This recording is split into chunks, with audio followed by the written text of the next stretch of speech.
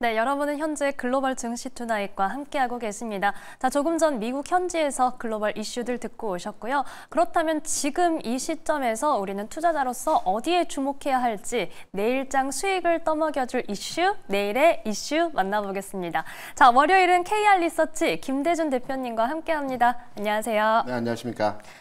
네, 대표님 이번 주 그래도 오늘 네. 시장이 소폭의 상승불은 켜냈는데 어떤 흐름이 좀 이어질지 오늘도 대표님과 이슈 이야기하면서 앞으로의 전망도 함께 확인해 보겠습니다. 자, 오늘 꼽아주신 이슈 바로 만나볼게요. 네, 오늘 김대준 대표님이 선정해주신 이슈입니다. 돌아온 강달러, 원달러 환율 1375원 선을 뚫었죠. 2달 반 만에 최고를 기록했습니다. 아, 강달러가 돌아왔다. 네. 자, 사실 지난 시간에는 이제 미국 시장에서 조금씩 흐름이 계속해서 좋아지고 있는 부분을 짚어주셨고 여기에 달러 강세, 앞으로 좀 이 강달러가 좀 이어질까요? 지금 우리 시장이 네.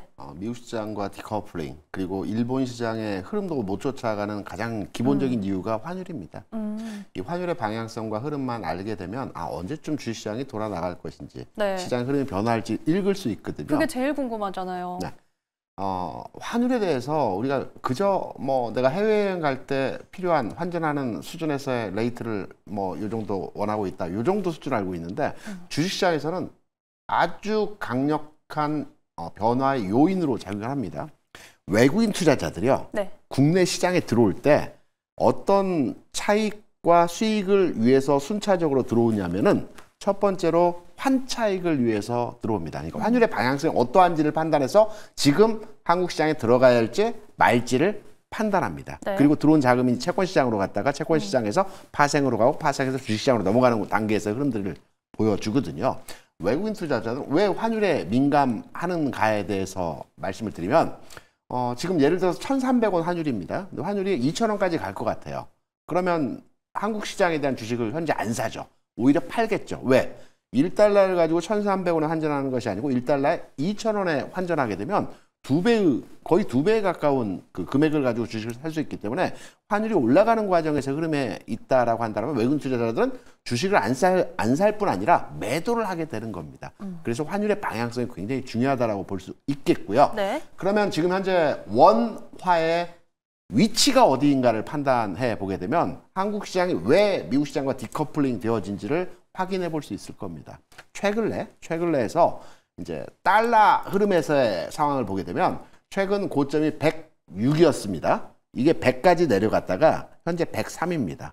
그러니까 106에서 100까지 내려갔다 103 중앙 수준에서의 중간 단계 가격까지 올라와 있죠. 네. 엔화의 흐름을 보게 되면 162엔에서 140엔까지 내려갔다가 지금 150엔입니다. 이것도 마찬가지로 중간 단계 가격까지 올라와 있습니다. 하락 이후에 반등 줬죠. 그럼 위안화 같은 경우는 7.3위안에서 7위안까지 내려갔다 7.1위안입니다. 이런 면에서 본다면 중국 시장이 가장 강한 흐름에서 환율 동향에서 흐름을 보여주고 있다라고 판단이 되고 있고요. 원화를 한번 들여다보겠습니다. 원화의 흐름은 최근에서 고점이 1,380원이었습니다. 이게 최근 9월 말경에 1,300원까지 내려갔었거든요. 이게 이제 전반의 글로벌리 동조화 현상에서의 1,300원까지 하락했습니다. 지금 1,370원입니다. 그러면 제가 앞서 말씀드린 달러, 엔, 위안화, 원화를 판단해 보게 될 때 원화의 흐름이 하락할 때는 동조화 현상에서의 하락을 보여줬지만 반등 줄 때는 가장 강한 반등에서의 흐름을 보여주고 있죠. 환율의 흐름이 가장 변동성이 큰 흐름에서의 모습을 보여주고 있기 때문에 네. 해외 자본이 한국 시장에 들어오지 않고 있는 현상을 이해할 수 있을 것이고 이 환율의 변화가 나타나야지만이 외국인 투자자들 주식을 사고 이 주식이 어떤 상승의 흐름을 만들어내는 이 과정에서의 흐름들이 나타나겠죠.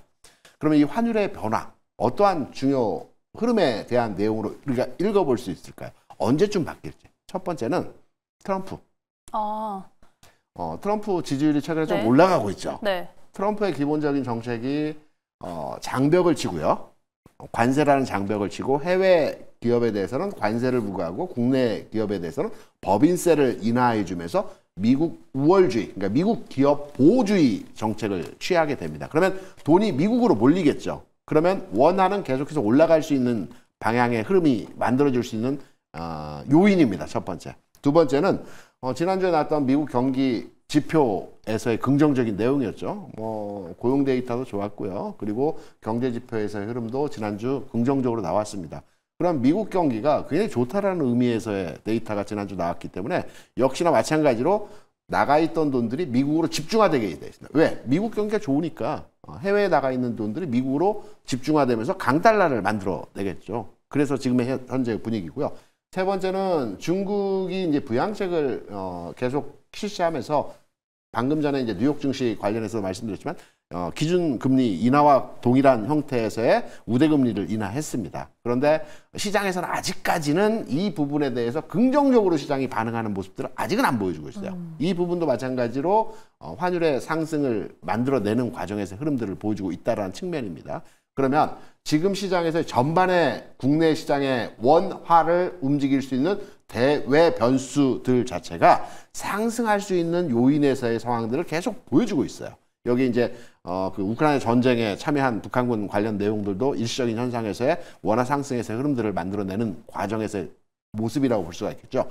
그렇기 때문에 원화 상승에서의 흐름이 지금 유지가 되고 있고 이 흐름들은 미 대선 이전까지는 좀 더 진행될 가능성이 있다라고 우리가 전체 환율 시장에서의 동향을 판단해서 해석해 볼 수 있는 내용입니다. 그러면 여기서 결론을 지어 보게 되면 조금은 안타깝지만 오늘 시장에서의 흐름과 유사한 형태의 시장에서의 흐름들이 당분간의 영역에서 좀 더 진행될 가능성이 있다라고 판단되는 내용에서의 증시 주변 상황에서의 흐름들을 읽어낼 수 있을 것입니다. 그렇다면은 지금 어쨌든 미국 대선에 대한 이야기 해주셨고요. 네. 지난주부터 계속해서 미국 경기 관련 지표들이 긍정적으로 나오고 있다는 점, 여기에 이런 달러의 위상을 그나마 견제할 수 있는 중국 시장도 그렇죠. 어쨌든 부양책을 내놨지만 시장에서 크게 반응하지 못하고 있는 가운데 지금과 같은 원달러 환율 추세는 이어질 가능성이 높다라고 정리를 해주셨어요. 네. 그러면은 사실 일각에서는 이번 주에는 그런 원달러 환율이 1,400원 선까지도 갈 수 있다 이런 의견도 있더라고요. 이런 가능성도 있을까요? 조금은 희박하다고 볼 수 있는데 거기까지는. 6, 7, 8월 해서 네. 1380원대에서 굉장히 오랜 기간 동안 행보 흐름을 보여줬고요. 그리고 지난해 고점이 1440원이었습니다. 네. 그런 맥락에서 본다면 환율의 상승치의 목표점은 1380원 근처에서의 가격대가 될 것 같고요. 추가 상승의 여지보다는 하락의 기울기가 좀 완만하게 나타나는 흐름에서의 모습이 진행될 것이기 때문에 지금은 하락의 기울기가 급격하게 진행이 되어야지만이 외국인도 들어오고 여기에 대해 반응하는 종목들의 움직임도 대형주 위주의 흐름들이 네. 만들어질 것인데 이 부분이 지금 나와 있는 여러 가지 요인들에 인해서 하락 요인이 좀 제어되고 있기 때문에 전체적으로 지금 시장에서의 분위기 중소형 종목이라든가 또 시장에서 변동성을 활용한 종목들의 움직임이 좀 더 강한 흐름에서의 모습들이 진행이 될 것 같다. 이번 주 그리고 다음 주 주간까지의 흐름에서도 변화가 크게 없을 것으로도 확인이 되고 있습니다. 다만 여기에서 변수들이 있어요. 네. 국내 지표의 개선이 나타난다든가 예를 들어서 하이닉스 실적이 24일날 발표죠. 네. 하이닉스 실적이 서프라이징한 실적이 나온다든가 이럴 경우에는 환율의 변화에 대한 흐름들을 제어할 수 있는 내용에서의 상황이 만들어질 수 있습니다. 또는 네. 경제 지표가 최근 몇 가지 지표가 나오고는 있지만 이 국내 경제 지표의 개선된 상황에서 흐름들이 나온다든가 또는 여러 가지 대외 변수에 대한 흐름들의 긍정적 요인들이 발현되게 되면 환율 상황에서의 변화가 나타나겠지만 이러한 부분들에서의 노출된 내용의 흐름들을 예상해 보게 되면 쉽지는 않을 것 같죠. 그렇다면 이 분위기가 조금 더 이어질 가능성이 있다. 그렇다고 해서 우리가 크게 시장에 대해서 우려만으로 판단할 필요는 없다라고 보고 있어요. 오늘 같은 경우에도 시장 자체는 10포인트 움직임에서의 정제된 흐름에서의 모습이었지만 네. 움직이는 종목들은 또 탄력적으로 그 흐름에서의 모습들을 보여줬기 때문에 당분간에 의해서는 탄력적 대응의 시장에 동참하는 이러한 내용으로의 진행이 필요할 것 같다 이렇게 판단하죠. 네, 결국은 지금 이 원달러 이야기를 처음에 해주셨던 이유가 외국인의 수급이 좀 언제쯤 개선될 그렇죠. 수 있을까 여기에 대한 단서를 포착할 수 있다라고 하면서 얘기를 시작해 주셨는데 당분간은 지금과 같은 흐름이 이어질 수 있고 원달러 환율이 뚝 떨어지는 일은 없겠지만 그래도 이 국내에서 하이닉스의 실적이랄지 국내 경제지표 개선 혹은 이제 대외적인 리스크들을 얘기를 해주셨을 때 오히려 미 대선이 끝나고 나면 이에 대한 부분이 조금은 그렇습니다. 해소될 수 있지 않을까 아닌가 이렇게 좀 생각을 해봅니다. 그렇다면은 결국은 이제 이번 주부터 어떤 시장 흐름이 이어질지에 대해서 여쭤볼 텐데요. 네. 지금 종목별로는 뭐 섹터별로는 탄력적인 대응이 가능하다라고 앞서 잠깐 말씀해 맞습니다. 주셨거든요. 오히려 탄력적 대응을 통해서 수익률 게임이 가능한 시장의 흐름이 진행될 것으로 판단되고 있고요. 네. 제가 지난 시간에 이 자리에서 여러분께 말씀드렸던 두세 가지의 그 지난주 시장 대응과 전략에 대해서 설명을 드렸던 부분이 성장 섹터 내에서 순환매가 이루어질 것이다. 맞아요. 옮겨가는 흐름에서의 종목 변화가 나타날 것이다는 말씀드렸고요. 중소형주 종목으로 대응을 하자. 그리고 11월장에는 지수 상승에서의 흐름이 나타날 거기 때문에 나는 긴 호흡으로 주식 투자에 대응을 한다라고 한다면 11월장을 대응해서 모아가는 전략도 가능하다라고 말씀을 드렸습니다. 이번 주도 이 부분과 크게 달라질 건 없는데 구체적인 내용의 세부 사항으로 진행해서 설명드리자면 오늘 장에서 흐름에서의 특이점을 우리가 판단해 보게 되면 네. 최근까지는 2차 전지와 제약바이오 내에서 강한 흐름에서의 모습들이 핑퐁 게임에서의 흐름들이 나타났어요. 근데 오늘 장에서 흐름을 보게 되면 IT 플랫폼 내의 게임이라든가 엔터라든가 그다음에 음원 같은 종목들이 오늘 장에서 강한 흐름에서의 모습들을 보여줬어요. 이거는 어떤 의미로의 해석이 되느냐면 지난주 말씀드렸던 성장 섹터 내에서의 순환매 과정에서의 진행이 나타난다는 흐름으로 이해하시면 되겠고요. 오늘 전반에 그 제약바이오 형태에서 강한 흐름이 나타났지만 IT 플랫폼, 뭐 카카오라든가 엔터라든가 게임 내에서의 종목이라든가 또 음원 콘텐츠 관련 종목들로의 확장되는 성장 섹터의 흐름들 그리고 로봇주도 두산 로보틱스 종목의 강한 상승이 나타나면서 전반의 흐름들을 좀 개선되는 현상으로의 모습을 바꿔가는 이런 전체 분위기가 나타나고 있죠. 네. 그래서 성장 섹터의 확장 단계에서의 흐름에 대한 관심도를 가지는 전략으로 이번 주 시장 대응을 하시면 될 것 같고요.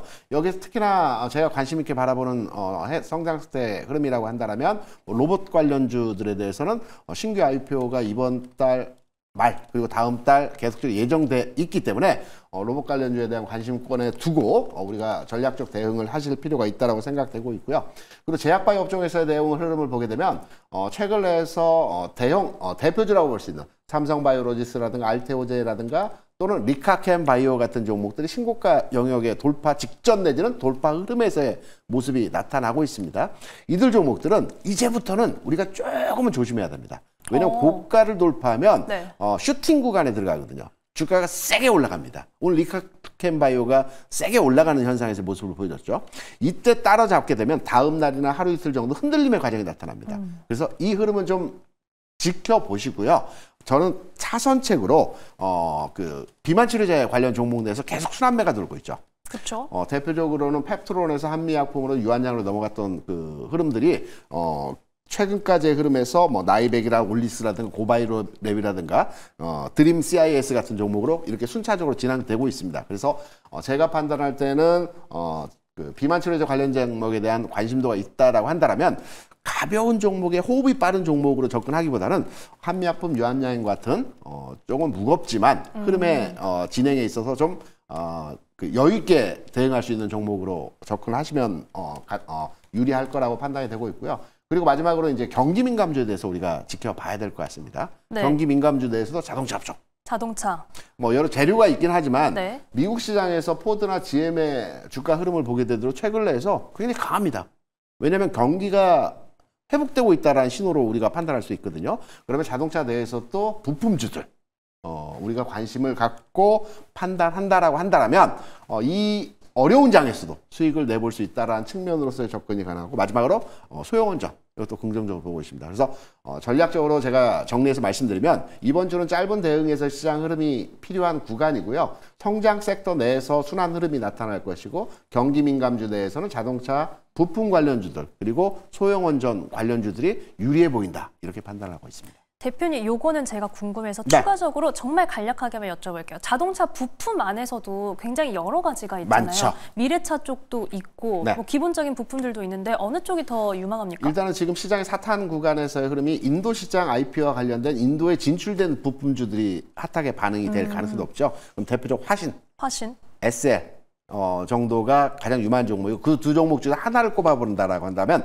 저는 화신에 대한 긍정적인 뷰로의 판단을 하고 있습니다. 네, 이렇게 구체적으로 종목도 또 함께 말씀을 해주시면서 이 현대차 IPO 관련해서도 계속해서 이 흐름 저희가 지켜보도록 하겠습니다. 또 앞서 제약 바이오주 너무 시세가 슈팅할 때는 추격 매수는 자제하자라는 말씀도 해주셨고요. 지금 성장 섹터가 확장되고 있고 로봇 관련주도 주목해보자 이렇게 정리를 해주셨네요. 앞으로의 시장 흐름도 지켜보도록 하겠습니다. 자, 오늘 말씀은 여기까지 듣겠습니다. 지금까지 KR 리서치 김대준 대표와 함께했습니다. 고맙습니다.